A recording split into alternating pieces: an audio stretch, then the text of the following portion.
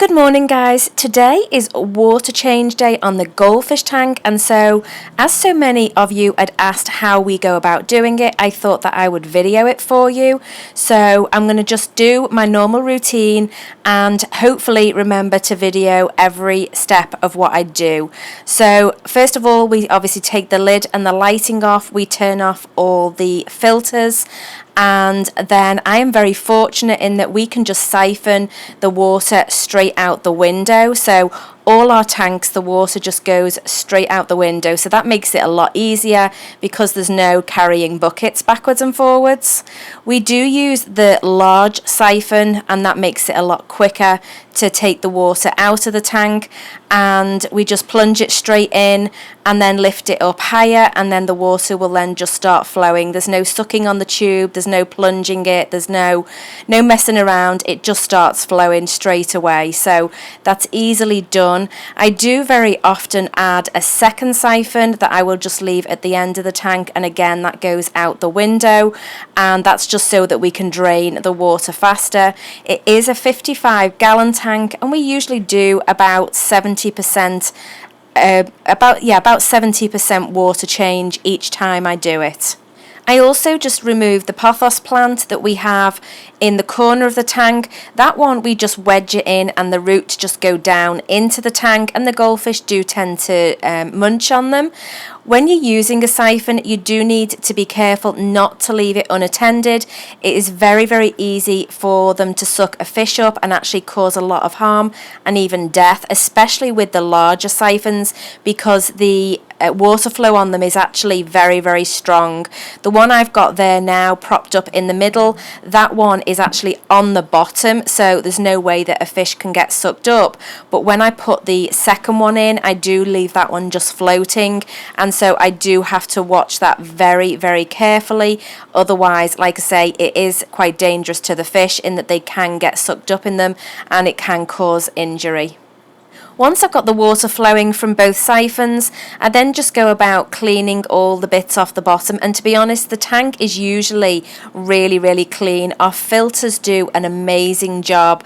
We're now only using one hang on the back filter because we're using the aqua clear one on our new 75-gallon tank, and so it's one hang on the back and then the Sunsun canister filter, and they just do an amazing job. So there's usually very, very little mess along the bottom.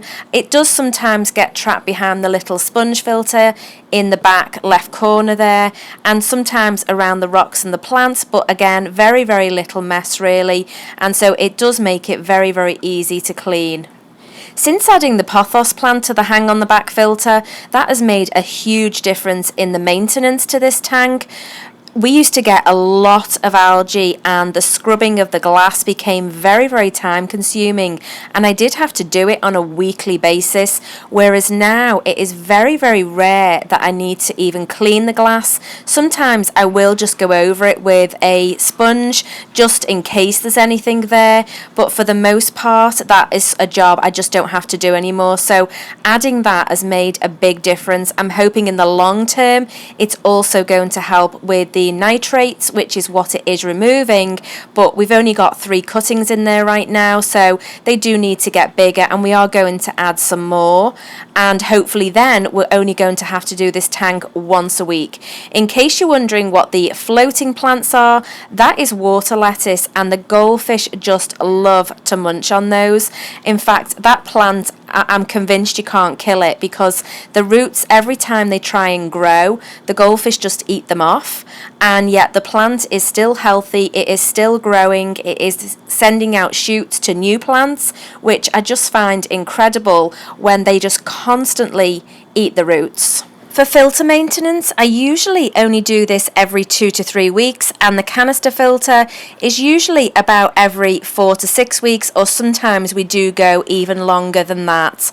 I don't usually have to wash anything or replace anything because the canister filter does such a great job that it just means with this filter all I actually replace is the polyfill, which is the fluffy white stuff, although right now it's a horrible brown colour, but I'm going to show you how we replace that and what we actually use. This filter is a Marineland 200 and we just use a core sponge at the back, the cartridge filter pad that is supposed to be used with the filter, and then the polyfill at the front. And the polyfill at the front is what will catch the very, very fine particles of dirt that are in the aquarium before it then goes over the bio wheel.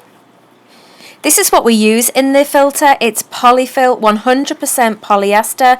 Now, if you're going to use something like this, you do need to make sure that there are no added chemicals to it, because very often they will add chemicals to make it flame resistant, because it is used for stuffing pillows or comforters or making cuddly toys, things like that. So you do need to make sure that it is 100% and nothing has been added, and then it is fully aquarium safe. A lot of people actually use it in their canister filters as the fine media. It really does catch the fine particles within the aquarium that your coarse sponge and your medium sponge will not catch. So in this filter, I usually find that the lower down I go, the cleaner it gets, and I very often will not replace what is much lower down because there's just no need. And so I usually will just replace the top portion, and then the other stuff I will add back in. But I do like to just check it all that it isn't too dirty. If you're using something like this in your filters, you do need to be really careful that you don't overpack it, because it packs down really, really tightly. Then it is easy to overdo it, and then that will restrict your water flow, which could actually cause flooding within the filter. So you do need to watch out for that, but I have never had that happen. What I normally do is put it in, and then once I add the water, I will then just check that the water flow on the filter is running with no issue whatsoever and not using the overflow. The filter is really easy to maintain. Also, when I do the other two medias there, the sponge filter I will just rinse out in aquarium water, and then the cartridge, if it's really, really bad, which it's very rarely ever is, then I will replace it. But most of the time, again, I'm able to just rinse it out in aquarium water and then use it at least 2 or 3 times. So this filter, it is a good filter. I don't know whether I would recommend it as a sole filter for a goldfish tank, but it's definitely good for a secondary filter or for a filter for a tropical fish. I will leave a link to it in the description box below if you want to take a look at it, and I'll also leave a link to the Sunsun canister filter. That filter is amazing, and we do actually have the setup of it on our channel if you want to take a look at that. We've just added some more pothos to the aquarium, and just look at the root growth on this. We only put it in about 2 weeks ago, I think it was, and we just have it jammed in the corner under the airline tubing. The goldfish haven't really noticed the roots right now, but periodically they will go over and chew on them. But if they choose to do that, it won't do them any harm at all. So the tank is almost down to where I want it to go, but I've just noticed in the siphon there, can you see those little white things floating around? They're actually goldfish teeth. There's some on the bottom of the tank, and they're too heavy for the siphon to actually suck them up. So I very often have to use another piece of tubing and go round the tank. So when we get a lot of them on the bottom, that's what I do. But that's what those little white flecks are that are shooting up the siphon. They are goldfish teeth. Once the water's almost down to where I want it to go, I will then just go around the tank one more time, because when you initially go in the tank, you do disturb a lot of the dirt and it ends up floating around. So once it is settled again, I then will quickly go back over the tank and just get any dirt up that I missed. So now I'm ready to fill the tank back up, and we use a pond pump to fill all our tanks when we're doing water changes, and to me this is the quickest and easiest way to do it. I do have a video on exactly how you do it and how you work out what size pond pump you would need, and I will leave a link to that in the top little iCard. I will also leave a link in the description box below to the pump and the tubing if you want to take a look at those. We do use the Prime water conditioner in the bucket to start off, and then we do also treat the tank as well, so that we make sure that we've got all our bases covered as far as the water going back into the tank for the goldfish. Once the tubing is in place on the goldfish tank, then we just set the water running into the bucket, and then you just plug the pump in, and it then just starts pumping the water straight into the tank. It will usually take about 15 minutes for the tank to fill back up again, and during that time I just sit and watch the fish. I do keep an eye on the water flow into the bucket because sometimes the pump will run a little faster than the flow coming out of the tap, and so sometimes I'll have to just unplug it and fill the bucket up again, so I do have to keep an eye on that. The goldfish really seem to enjoy it when we do a water change. We're very fortunate in that they don't get stressed out. They do enjoy it, and as soon as it's done, they know that they're going to get fed peas. I always feed them peas after a water change. So once the water gets filled right back up and the lids and the light go back on, they always get so excited because they know that food is coming. Once the water level gets almost to where I need it to be, I do have to make sure that the tubing is not in the water. It needs to remain out of the water once you've got it to the desired level, because if you don't, it will actually start siphoning back out of the tank and into the bucket once the pump is switched off. So that is something just to watch out for if you do choose to do your water changes this way.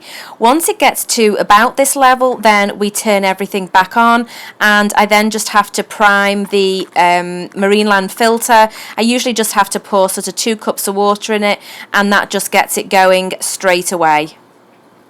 Once the tank's filled, I will then remove the tubing, add the lid and put the lighting back on, and then I go and cook the peas. I usually do them in a little bit of water for about 30 to 40 seconds in the microwave, and then you have to remove the shells. That is very important to take the shells off them, otherwise it can actually cause them to become constipated, so the pea will end up doing them more harm than good. Our goldfish love peas. They get so excited for them. I usually make just a few more than they normally would eat in one go, and then I will just put them in the fridge, and usually about 4 or 5 hours later I will give them a second helping of peas. So in one day, which is usually water change day, all they will get to eat that particular day is peas. The rest of the time I do mix it up, and they do get peas on other days as well, but usually water change day they only get fed peas, but they absolutely love them, so it's definitely no hardship to the fish. Every time I video Belfin, I cannot get over his colour change. He is becoming so white, and I've recently just been told that most blue Orandas will become lemon heads, which basically means he'll have a lemon coloured head and a white body, and I just think that would be amazing if he did change that much. Can you see the little white spots on Belfin's face? That has them all over his like the front of his face and on his front fins as well, and they're actually called breeding stars. I do remember the first time we saw them, I actually thought he had ick, and I was like panicking, and how did he get that? And anyway, it turned out that it was breeding stars, so we know that he is definitely a male, and Ollie gets them as well. Okay guys, I'm going to end it here as it's getting really long. I hope you enjoyed the video. If you did, please give it a big thumbs up. Also, if you're not subscribed to our channel, then please do so, and I'll see you next time.